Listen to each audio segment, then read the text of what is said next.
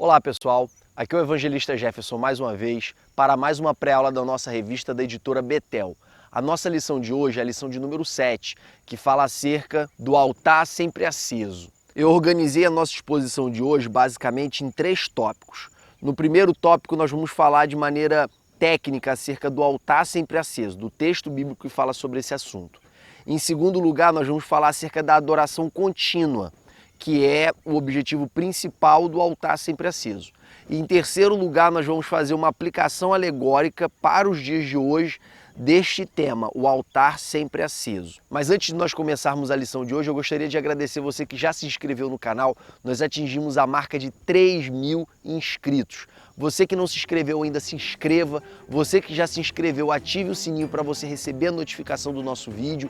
E você que está assistindo esse vídeo, não deixe de curti-lo para que você possa colaborar na promoção desse vídeo. Antes de iniciarmos a nossa aula ainda, como eu já falei em vídeos anteriores, a câmera com a qual eu gravo esses vídeos não é minha, é do meu irmão. E já teve ocasiões que eu não consegui gravar porque ele precisou da câmera. Se vocês quiserem colaborar para que eu adquira essa câmera, e lembrando que essa câmera vai ser utilizada basicamente para gravar vídeos para vocês. Se você quiser ser um participante dessa obra, eu estou recomendando que as pessoas ofertem na cota de 50, de 100 ou de 300 reais. Se você deseja participar desse projeto e você pode ofertar com um desses 3 valores, eu vou estar deixando o número da minha conta na descrição desse vídeo. Lembrando que ao final desse mês, ao final de fevereiro, eu vou estar publicando o extrato da conta, mostrando todos os depósitos, mostrando todas as ofertas, para que essa oferta possa acontecer de maneira transparente. E ao final disso, se Deus quiser, nós vamos atingir o valor de R$4.000, que é o objetivo, para comprar essa câmera, para estar tendo mais liberdade para gravar vídeo e não correr risco de passar semanas sem gravar vídeo. A aquisição dessa câmera vai ajudar também a inicialização de um novo projeto que nós estamos pensando aqui para o canal, que é gravar pré-mensagens para dirigentes de congregação. Eu já andei em vários lugares desse país, várias regiões do interior desse país, e observei que tem muitos dirigentes de congregação que passam muita dificuldade nas suas igrejas. São dirigentes que não têm acesso a livros, não têm acesso a bíblias de estudo, não têm acesso a ferramentas de pesquisa. E é pensando nessas pessoas que nós decidimos montar essa pré-mensagem sobre ensino da palavra. Porque o dirigente, na hora de pregar no culto de doutrina, e por falta de recursos de estudo, de pesquisa, ele acaba sempre tendo que recorrer àquelas mensagens narrativas, aquelas mensagens de milagre, como por exemplo a mulher do fluxo de sangue, Ana e Penina, o cego de Jericó. E em vez dele ensinar doutrina para a igreja, ele ensina milagre. Com efeito, milagre ele estimula a fé da igreja, mas é a doutrina que vai mudar o comportamento da igreja. É o ensino que transforma as vidas. A pregação do milagre, a pregação da salvação, ela gera fé. Mas a pregação do ensino acerca do orgulho, da inveja, do serviço na obra do Senhor, do cuidado com as vidas, é esse tipo de ensino que gera transformação. Então nós vamos estar falando mais sobre esse projeto nos próximos vídeos, e essa câmera vai nos dar mais liberdade para estar acessando alguns pastores, alguns irmãos que podem estar colaborando com esse projeto. Dito isso, chama a vinheta, porque a nossa aula hoje está acesa.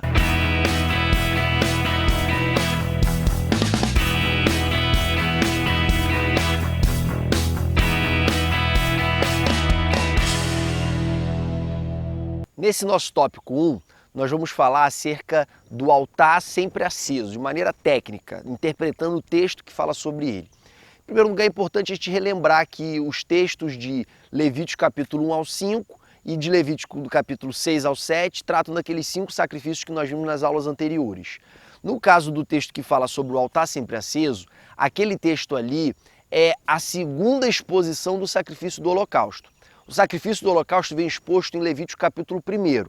E a segunda exposição dele, do ponto de vista dos sacerdotes e não apenas do ponto de vista do ofertante, é explanado lá no livro de Levítico, no capítulo 6, do versículo 8 ao versículo 13. É nesses versículos que fala acerca do altar do sacrifício sempre aceso para o holocausto contínuo. Com efeito, todos os dias o holocausto ele tinha que ser oferecido uma vez na manhã e uma vez na tarde. Nos sábados tinham que ser oferecidos 2 holocaustos de manhã e 2 holocaustos de tarde. E esse holocausto oferecido de tarde, ele tinha que queimar a noite inteira. E para esse holocausto não parar de queimar, para o fogo sempre ter um holocausto, era necessário que o sacerdote ele retirasse as cinzas, colocasse mais lenha e não permitisse que aquela chama se apagasse. Então, esse fogo que queimava sobre o altar, ele tinha o objetivo de queimar o holocausto continuamente, demonstrando para o povo de Israel de que Deus ele precisava ser adorado 24 horas por dia. A adoração deveria ser contínua e ininterrupta. A segunda razão pela qual o fogo não podia se apagar era porque esse fogo foi derramado pelo próprio Deus. Quando nós olhamos ali no livro de Levítico, capítulo 9, que é um segundo relato acerca da inauguração do tabernáculo, e nós vemos também a inauguração do templo, que é o tabernáculo só que feito de tijolos, no caso ali feito por Salomão, nós vemos que nesses dois episódios Deus mandou fogo do céu para queimar as ofertas. E uma vez que Deus enviou fogo santo, fogo do céu, a ideia era de que esse fogo não podia se apagar, ele tinha que ser mantido aceso, para que o povo pudesse oferecer os seus sacrifícios, os seus holocaustos, as suas ofertas pacíficas, as suas ofertas pela culpa, as suas ofertas pelo pecado, as suas ofertas de manjares, através do fogo derramado pelo próprio Deus. O grande pecado dos filhos de Arão foi não valorizar esse fogo derramado pelo próprio Deus. Como eu disse, Deus derramou fogo do céu sobre o altar de bronze, o altar do holocausto. E ao invés de eles pegarem fogo deste altar, eles trouxeram fogo de fora, tendo fogo santo no átrio do tabernáculo. Então, tanto na inauguração do tabernáculo quanto na inauguração do templo com Salomão, Deus enviou fogo do céu para consumir estes holocaustos. Não somente nesses dois episódios, nós vemos também que o anjo do Senhor, ele lançou fogo sobre a oferta de Gideão. Nós vemos também que Deus enviou fogo do céu para consumir a oferta de Davi, no momento que Davi faz o censo e Deus envia uma grande praga. Davi ele vai para uma terra, compra os animais, dizendo que ele não poderia oferecer para Deus nada que não tivesse valor, oferece esses animais, no momento que ele coloca esses animais sobre o altar, cai fogo do céu também sobre esses animais. Nós vemos também no episódio de Elias, que Elias desafia os profetas de Baal e no momento que ele clama a Deus, Deus envia fogo do céu e queima o holocausto. Então em todos esses episódios nós vemos Deus mandando fogo do céu. Então o fogo tinha que ser mantido aceso porque esse fogo foi enviado pelo próprio Deus. As tarefas de conservação desse fogo consistiam nas seguintes etapas. Em primeiro lugar, no momento que os holocaustos queimavam e aquela gordura escorria para o local da lenha e aquela lenha ia se tornando cinza, o sacerdote ele tinha que colocar uma calça de linho e uma túnica de linho, ou seja, uma veste especial, para retirar essa cinza do altar. No momento que ele retirava essa cinza do altar, ele colocava essa cinza ao lado do altar, formando um monte de cinza. Quando essa cinza ao lado do altar ela ganhava um certo volume, o sacerdote colocava uma roupa normal, pegava essa cinza, levava para fora do arraial, para um local limpo e despejava essa cinza lá. É interessante a gente observar aqui que ele tinha que usar uma roupa especial para tirar a cinza do altar. Uma segunda questão que a gente tem que observar aqui é que essa tarefa, que parece uma tarefa trivial, sem importância, ela não poderia ser feita por um levita ou por um assistente. Ela tinha que ser feita exclusivamente por um sacerdote. Isso demonstra para nós que na obra de Deus não existe uma tarefa realmente trivial. Existem tarefas aparentemente triviais, mas toda tarefa exercida no reino de Deus, na casa de Deus, são tarefas relevantes e especiais e não podem ser feitas de qualquer maneira. E que também há dignidade em qualquer uma dessas tarefas. Qualquer tarefa no reino de Deus tem dignidade. E também é importante te falar que existe uma proibição de trabalhar e de acender fogo no dia de sábado. Essa proibição não se aplicava ao culto no tabernáculo. Vamos agora, irmãos, para o nosso tópico 2, a adoração contínua e ininterrupta. No decorrer desse nosso trimestre, eu tenho falado com bastante ênfase que o nosso Deus é um Deus santo. Só que o nosso Deus não é apenas santo, o nosso Deus também é justo, o nosso Deus também é fiel, o nosso Deus também é majestoso, o nosso Deus também é glorioso, o nosso Deus também é bom, o nosso Deus também é misericordioso, o nosso Deus também é amoroso, o nosso Deus também é o alfa, o ômega, o princípio, o fim, a resplandecente estrela da manhã. O nosso Deus, ele é tudo em todos. O nosso Deus, ele é o nosso rei. Então ele é digno da nossa adoração. Desde o princípio da história da humanidade, o homem se relaciona com Deus adorando o nome dele. Você vê a adoração através de sacrifícios, conforme eu tenho dito nas outras aulas, sacrifício de Caim, de Abel, de Noé, o sacrifício de Abraão, de Isaac, de Jacó, o sacrifício de tantos outros homens do Antigo Testamento como Elias, os sacrifícios de Salomão, enfim, os sacrifícios voluntários que foram as aulas anteriores, os sacrifícios regulares que nós vamos estudar nas festas e nós vamos estudar também na última lição que fala sobre ofertas e dízimos. Então todos esses sacrifícios eram expressões de adoração. Só que as expressões de adoração não se restringiam aos sacrifícios. Você também tem os cânticos de Miriam, os cânticos de Moisés, os cânticos de Débora, os cânticos de Ana, os cânticos de Davi com harpa, os cânticos do rei Ezequias, o cântico de Abacuque. Todos esses cânticos são expressões de adoração a Deus. Além dos cânticos, nós temos também os salmos.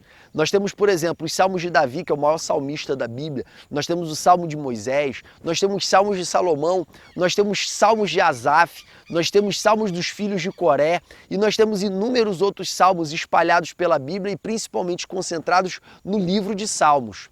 Todos esses salmos eram formas de adoração ao nome do Senhor, provavelmente declamada, mas também provavelmente alguns entoados, alguns cantados, como por exemplo os entoados ou cantados por Jesus após a última ceia, que eram os salmos chamados de Halel, ou os salmos de louvor, que está ali entre o Salmo 113 e o Salmo 118. No Novo Testamento você também tem inúmeras expressões de adoração a Deus. Os magos adoraram a Jesus através de presentes. Maria, mãe de Jesus, entoou um cântico a Deus de adoração. O próprio Jesus, como eu disse, entoou o Halel. Nós vemos, por exemplo, também no livro de Apocalipse, inúmeros cânticos de adoração, inúmeras aclamações da divindade, da majestade, da soberania de Deus através de cânticos e de salmos. Nós vemos expressões também de adoração, por exemplo, com a mulher cananeia que se prostrou e adorou a Jesus. Nós vemos expressões de adoração como a mulher pecadora do unguento de altíssimo valor, que ao derramar aquele unguento na cabeça de Jesus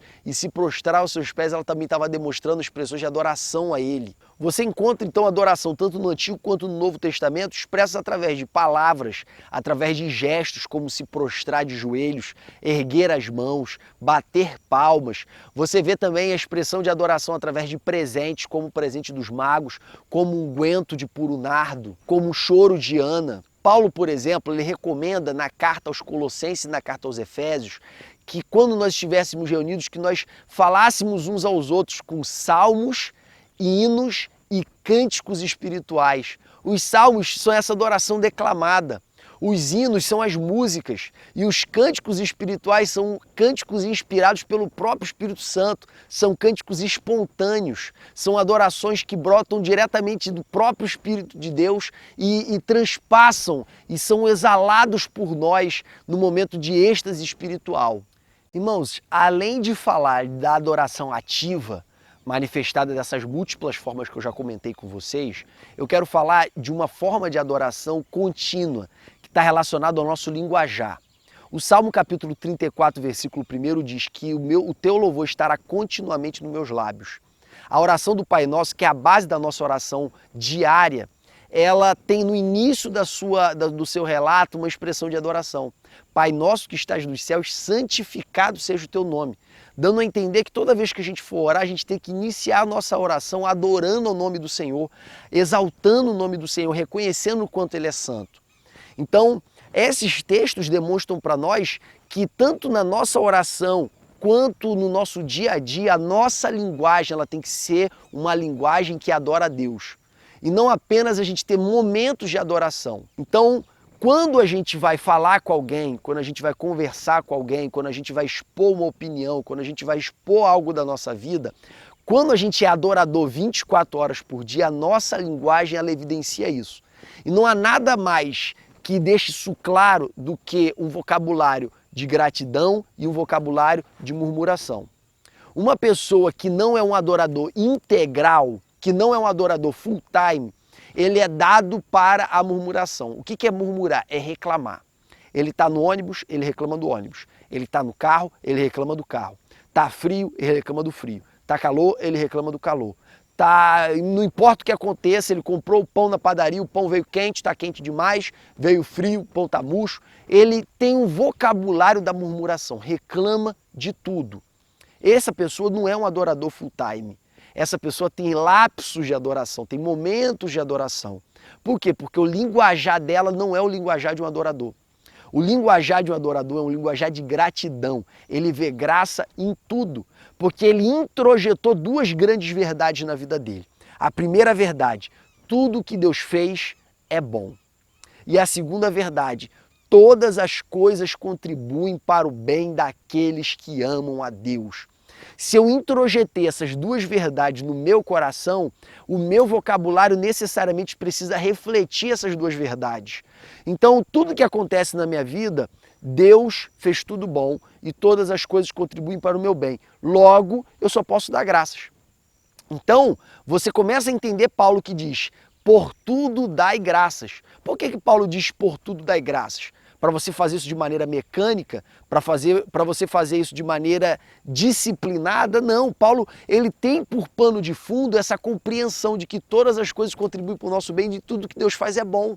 Então, quando o salmista diz, o seu louvor estará continuamente nos meus lábios, ele não está falando que você tem que andar cantando 24 horas. É importante que todas as vezes que você tiver a oportunidade, você cante, você entoe salmos, você glorifique, você pronuncie cânticos espirituais, porém, vai além disso.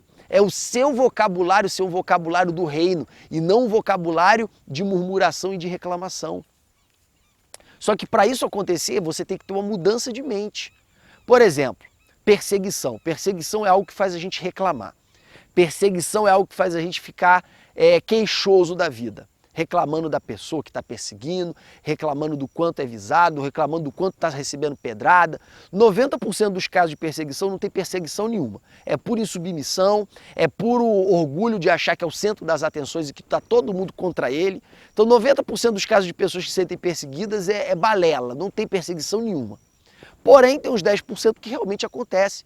Realmente tem pessoas que, por acaso, pode sofrer uma perseguição do chefe, por acaso pode sofrer uma perseguição de um regente da igreja, de um coordenador, quem sabe até de um pastor. Eu não duvido disso, até porque a perseguição é algo bíblico. Porém, a pessoa que é perseguida e tem uma linguagem do reino, ela se comporta de maneira diferente. Jesus fala lá em Mateus capítulo 5, versículo 11 e 12 o seguinte, olha só, quando vos perseguirem, vos injuriarem e disserem todo o mal contra vós, exultai-vos e alegrai-vos, porque é grande o vosso galardão no céu, porque assim também fizeram com os profetas que vieram antes de vós. Quer dizer, uma pessoa que tem uma mente renovada por Cristo, quando ela está diante da perseguição, em vez dela ficar reclamando, em vez dela ficar se queixando da pessoa que eventualmente está perseguindo ela está exultando e se alegrando. Cara, é uma outra parada. Evangelho é para maluco. Evangelho é para quem tem mente renovada. A mente deste mundo, ela é incapaz de se adequar às ordenanças do reino.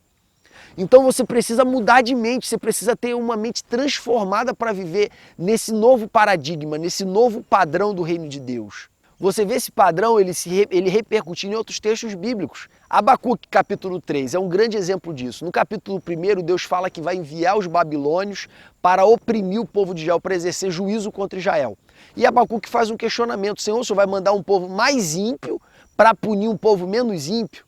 Aí no capítulo 2 Deus explica que este povo que vai ser usado como instrumento de juízo contra Israel também vai ser punido depois.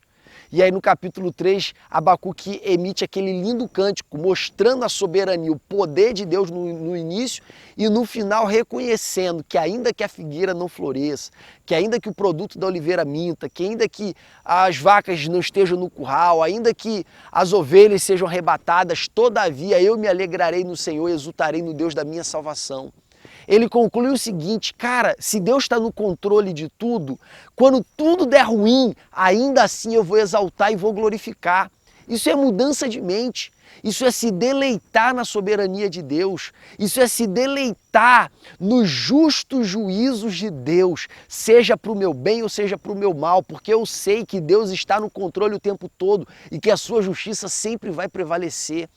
E eu entender isso de tal maneira que eu possa ser um adorador nas circunstâncias ruins. Então é uma mudança de mente, uma mudança de postura. Como Paulo também diz no episódio do espinho da carne, 2 Coríntios capítulo 12, portanto me alegrarei, portanto me regozijarei nas minhas aflições, nas minhas angústias, nas minhas perseguições, porque quando eu penso que estou fraco, é aí que sou forte. Mudança de mente, mudança de compreensão acerca dos fatos da vida. Então, quando está tudo dando ruim para mim, aí que eu vou adorar, aí que eu vou exaltar, porque quando eu penso que estou fraco, é aí que eu estou sendo forte. Tá vendo como tem uma completa mudança de postura? Como tem uma completa mudança de percepção da vida? Então, uma pessoa realmente transformada, ela consegue ser um adorador integral, porque a linguagem dela é uma linguagem de um adorador, é uma linguagem de gratidão, é uma linguagem de reconhecimento de que Deus está no controle. Então, ela não reclama, ela não se queixa, ela não murmura. E aí ela consegue ser um adorador em tempo integral, e não somente em 2 horas de culto, ou meia hora de louvor de um culto, por exemplo. E um outro aspecto, que é ser uma adoração viva. Paulo fala assim em Romanos capítulo 12, versículo 1 e 2. Apresenteis, pois, os vossos corpos em sacrifício vivo, santo e agradável a Deus, que é o vosso culto racional. Quando Paulo ele fala esse texto para nós, ele está querendo fazer uma referência ao Antigo Testamento, transpondo os sacrifícios do Antigo Testamento para o Novo. Só que no Antigo você oferecia um animal, agora você se oferece. No Antigo você oferecia holocausto, manjares, oferta pacífica, sacrifício pela culpa, sacrifício pelo pecado. Agora você se entrega completamente a Deus. Você é o sacrifício. E agora esse sacrifício não precisa ser degolado, porque é um sacrifício vivo. Esse sacrifício ele precisa ser santo, tal qual os sacrifícios da antiga aliança precisavam ser sem defeito. E esse sacrifício precisa ser agradável, porque ele precisa ser dado com boa vontade para Deus.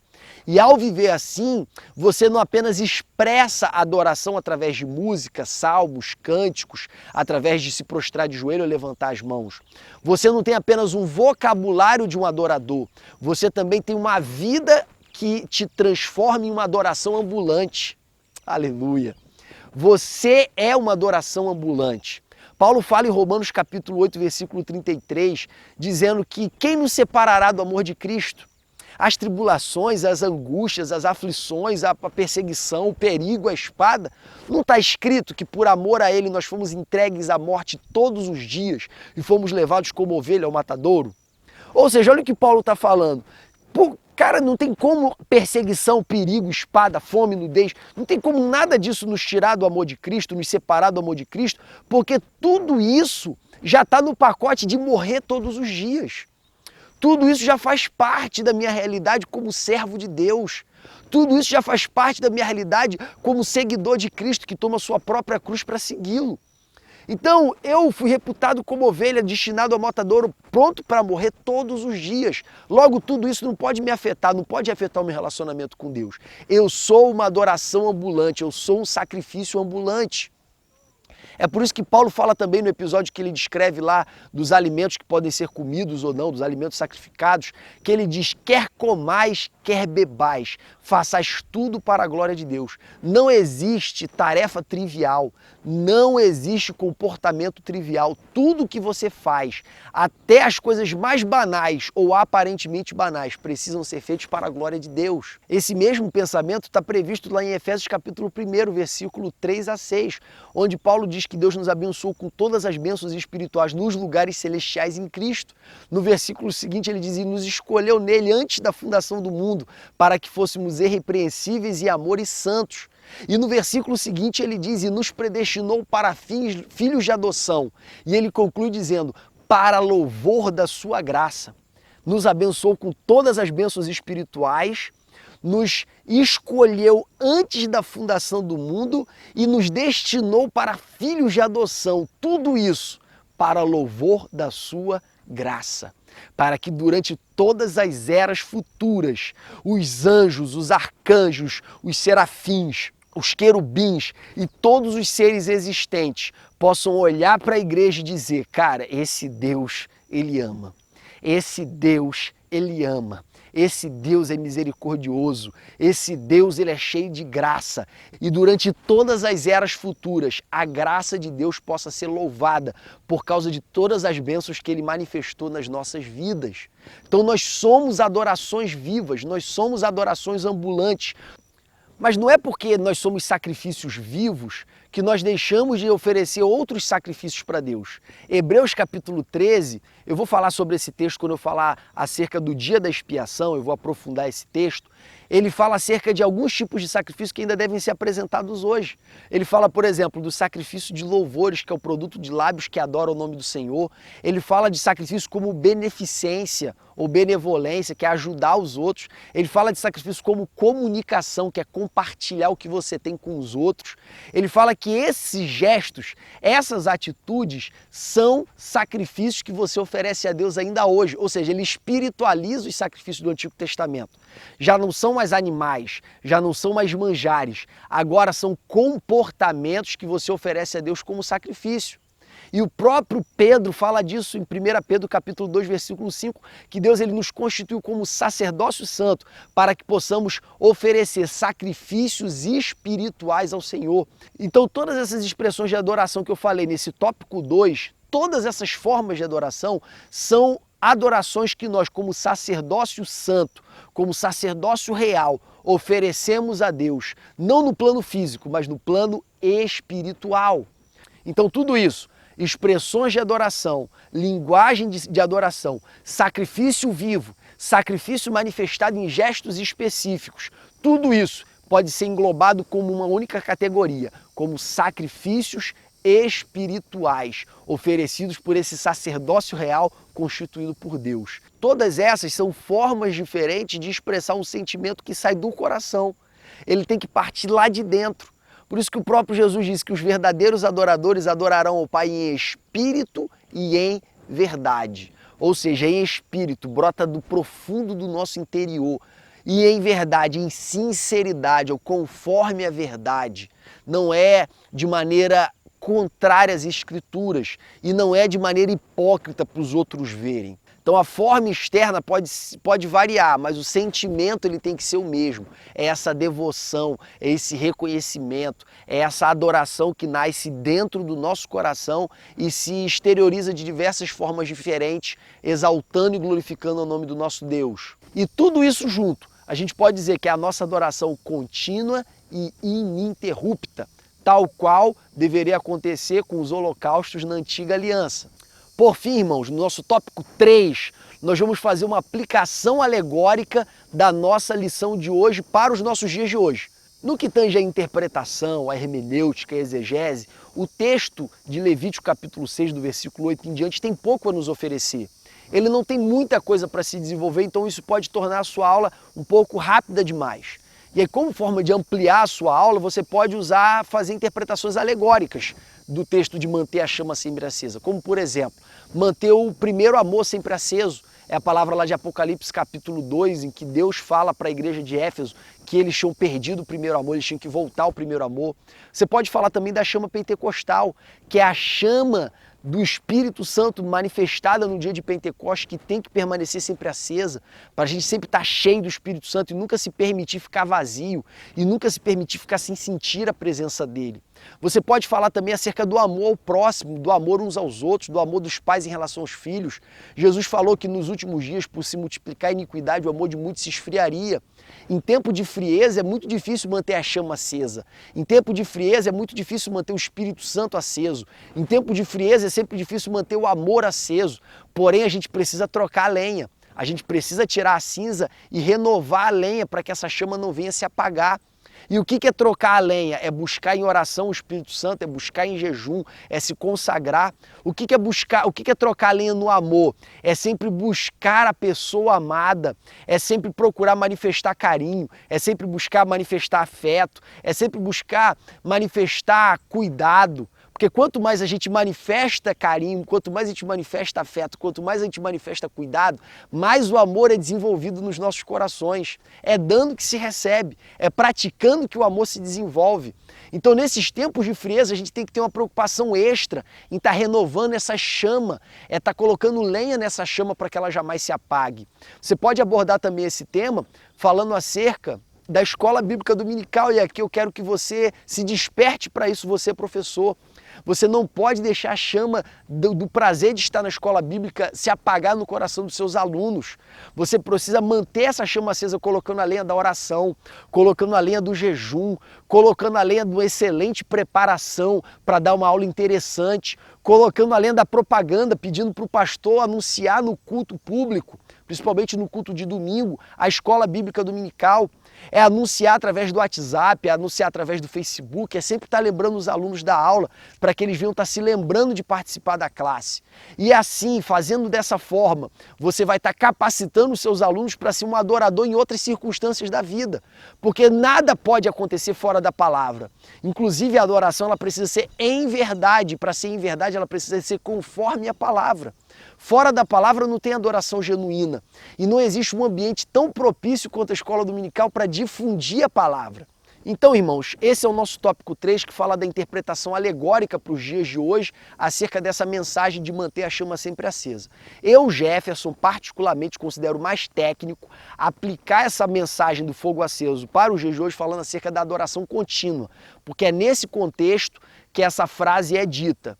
Porém, se você esgotou o assunto da adoração contínua e ininterrupta, aproveite um desses tópicos e completem a sua aula. Tornem a sua aula interessante, despertando os seus alunos através de perguntas para estimulá-los a falarem, estimulá-los a dar opinião sobre esses temas que eu abordei aqui nesse tópico 3.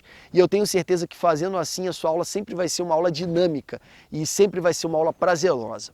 Que Deus te abençoe e que possa renovar no seu coração continuamente o desejo de ministrar a sua classe, de ministrar a sua igreja a palavra de Deus.